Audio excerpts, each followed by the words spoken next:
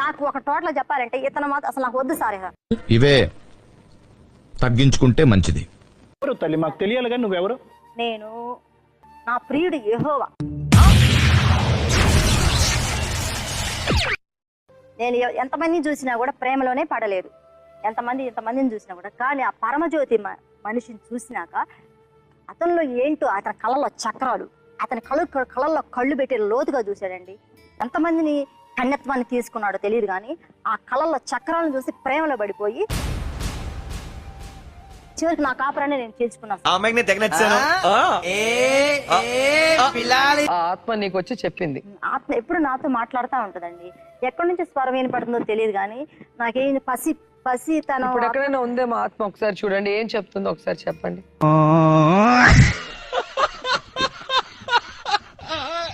ఏం చెప్తుందంటే ఈ సృష్టిని కాపాడమంటుంది. ఈ సృష్టిని కాపాడు అని చెప్తుంది మేడం. ఏ విధంగా? ఏ విధంగా అంటే పరమజ్యోతి వల్ల ఈ సృష్టికి శాంతి, సమాధానము, హ్యాపీ వస్తుంది.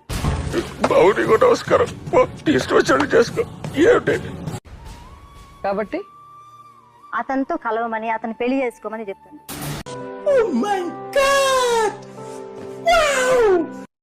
పరంజ్యోతి లైన్ లోకి వచ్చారు, మనం మాట్లాడు.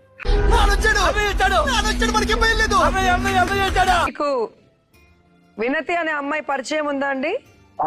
ఫేస్బుక్ లో పరిచయం అయ్యారండి. ఫేస్బుక్ పెళ్లి కాలేదంటేనే మీతో ప్రేమలో పడ్డాను అంటుంది. కాదు మేడం, ఫేస్బుక్ కాదు, అసలు అవన్నీ చర్చిలో. అసలు ఆ మాటలన్నీ వేస్ట్ మాటలండి. నాకు ఇతను వద్దు, నాకు యెహోవా చెప్పాడు పరంజ్యోతితోనే ఉండమన్నాడు, ప్రపంచానికి శాంతి ఇవ్వమన్నాడు. యెహోవా ఎక్కడ చెబుతాడండి? అసలు జ్ఞానం అసలు ఆమె కన్నా మైండ్ ఉండాలి.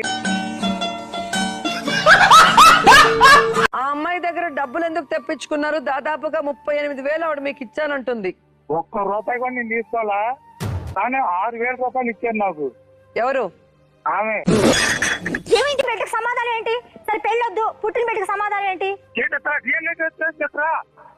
చేపిద్దాం. ఎప్పుడు చేయించి పరంజ్యోతి గారు కట్ చేశారు అక్కడ ఫోన్. ఈ పల్లెటూరు బైక్